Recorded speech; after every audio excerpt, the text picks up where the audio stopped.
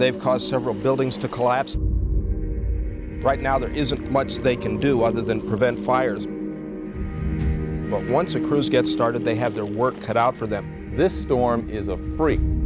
This is the sort of storm that comes along once every 150 years. The traffic lights here in the city of Hudson aren't working. I'm going to be here till this is over with. The baby was cold. You know, he was getting sniffles. There wasn't anything open. The power was out. Sleep probably in the same bed and keep warm and put our hats on and hope for the best tonight anyhow. We'd ask parents to keep their children indoors if at all possible. October 4th marks 35 years since the 1987 snowstorm knocked out power to about 500,000 people and took days to restore. Entire towns closed down. We had team coverage all day long. Here is Joe Moskowitz and Herb Stevens during one of our special reports that day in the thick of the snow. You have just some idea of what's going on. Tree branches, entire trees down. In turn, they've caused several buildings to collapse. Many streets are impassable because of the trees and power lines. Niagara Mohawk is waiting for two things: help from other parts of the state, and NYMO is waiting for the storm to end. Right now, there isn't much they can do other than prevent fires, but once a crews get started, they have their work cut out for them.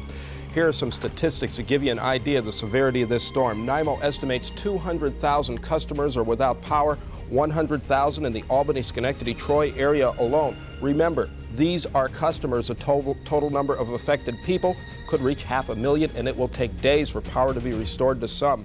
As for the roads, there are none in Greene County which are open to anything but emergency traffic, and hundreds of cars are stuck on Interstate 88 in Schenectady County. Now, let's go back to Herb. He's been here much of the morning, keeping track of what is going on with this storm. Herb?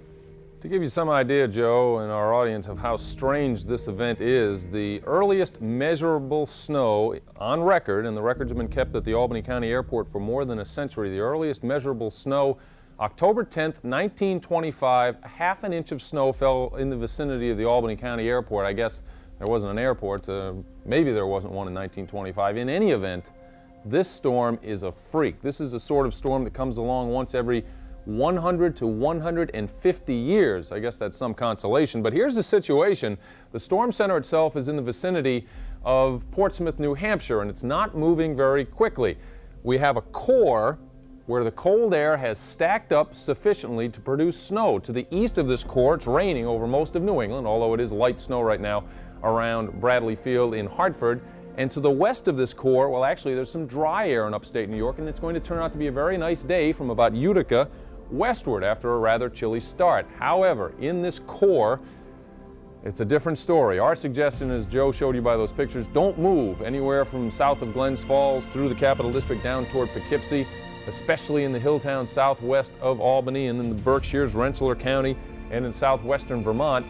The heaviest snow right now is falling from the northern Catskills through the Capital District and into south central Vermont. To the north of that, there's not quite enough cold air for just snow, so it's a mixture of rain and snow at Burlington, Montpelier, and also around Glens Falls. Same is true around Poughkeepsie, where it's 35 degrees. This core, again, is tied to the low pressure center. If the low moves slowly, the cold air that's stacked up over us doesn't move that quickly, so we stay in a snow situation. Let's take a quick look at radar.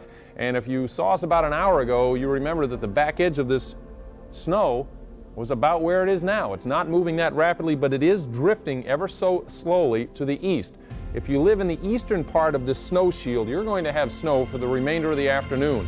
Here in the Capital District, it looks like 2 or 3 hours more of snow, although it is gradually tapering off from moderate snow to light snow. It's still going to accumulate, it's still going to add up on the trees, it's still going to cause a lot of the branches to snap this afternoon, and that's why the NYMO people are going to stay away for a while. It doesn't do them any good to go out and try and fix things right now, because anything they fix could be remedied or rendered useless with a snap of a branch. So the snow is moving gradually to the east. It's going to add up to a couple more inches, I believe. The Albany County Airport now has about 5 inches officially on the ground, but the hill towns southwest, to the east, and also to the southeast of Albany, there's a lot more snow than that. We've had a couple of unofficial reports of up to 20 inches of snow, and the situation is slowly going to get better. The dry air in western New York, that'll be here tomorrow. and the temperatures are going to rebound nicely up into the 50s. So the snow is going to melt quickly. Winter isn't here for certain for the next 6 months or so, but it's here for the next several hours, and we suggest wholeheartedly that you just stay home, watch some football, and don't try and travel. It's a freakish storm. We'll have another summary coming up in an hour or so, I believe. Any changes will break in immediately, but it looks as though it's going to snow in the western part of the shield for a couple more hours, the eastern part of the shield the rest of the afternoon. Joe. Thank you, Herb. Neither one of us recall having ever seen anything like this. As Herb said, we will keep you updated and stay inside. A tree branch could even fall on you. It's quite possible. We'll see you again if the situation merits. Some restaurants became hotspots, some of the only places with both electricity and food. Joe Moskowitz shows us how Burger King became such a place. Motorists on Interstate 90 finally heading home. For much of the afternoon and evening, the Berkshire spur of the thruway was closed. Is Latham a Burger King town? Tonight it was. In fact, any place with both food and electricity was busy. You came all the way from North Greenbush to Latham for something to eat? Right. There wasn't anything open. Everything, the power was out. Oh, you're all bundled up. Where are you staying? We're going to go back to the house and sleep probably in the same bed and keep warm and put our hats on and hope for the best tonight anyhow. In order to help keep Colony residents warm at night, the town is giving away free kerosene in obviously limited quantities. In Albany, the mayor's burning the midnight oil. He was anxiously awaiting Niagara Mohawk crews. When they arrived, they were given instructions on where to start tonight. The city already has plans for tomorrow. There's no school tomorrow. We'd ask parents to keep their children indoors if at all possible, because there will be danger when power comes back on in some of these places for some of these hot lines, and we want to do all we can to ensure that nobody gets injured. Some families decided to stay the night in shelters. A clown entertained the young kids. Families were able to get a hot meal, grateful to have power back. The baby was cold, he was getting sniffles, and we decided not to take the chance of staying home, for his sake. I mean, my wife and I probably could have handled it, but we got a baby. We got to think about him. And then came the cleanup. Tree limbs down all over the place, knocked down from the weight of all of the snow. Chris Bruner reports on the cleanup, a task that was made infinitely harder without power. You really couldn't go anywhere in Columbia County today without being within shouting distance of one of these things. The Keels of Stuyvesant Falls were in a rush to get rid of the fallen tree in their front yard. Broken pieces were still threatening to take down the dead electrical wires hooked up to their house. And if it wasn't chainsaws, it was portable generators. Rich Gabriel runs Stockport Garage and Oil, and he managed to hook his portable generator to his fuse box. It gave him just enough electricity to run one gas pump. Grateful customers got in line. So we went from Kinderhook this morning on empty, and luckily they gave us some gas to get home on. So this is good. We can get some more gas and go get more groceries. And what else do we have to get? Kerosene. Kerosene for tonight. Yeah. Are you going to run out? You got enough for everybody? We got about 4,000 gallons, so that'll take us a couple days. And that's at least how long some think the juice could be out. High voltage lines off Healy Boulevard in Greenport tumbled over at the height of the storm. Beleaguered NYMO crews were already building a road across a marshy field so they could get their heavy equipment close to the tower wreckage. The ShopRite at the nearby Fairview Plaza was doing a lot of business today in the dark.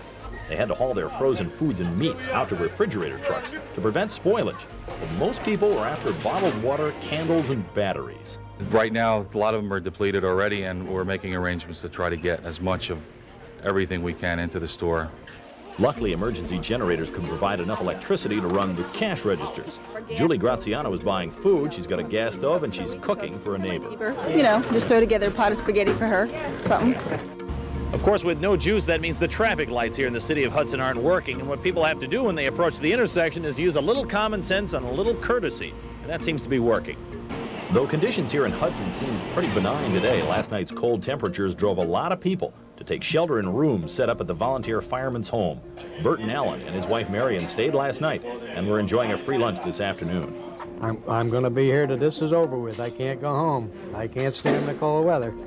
Officials say anybody who needs shelter here tonight is more than welcome. It's warm and they've got their own emergency generator. Otherwise, get those candles ready for another long night at home in the dark. we have an hour-long special focusing on this snowstorm, marking 35 years since the event. Head to our website, WNYT.com, to see the reporters and the meteorologists you just watched share some of their memories of the coverage, the science behind the snow, and a discussion of other top weather events of our region. For now, opening News Vault 13, I'm Rachel Teedy.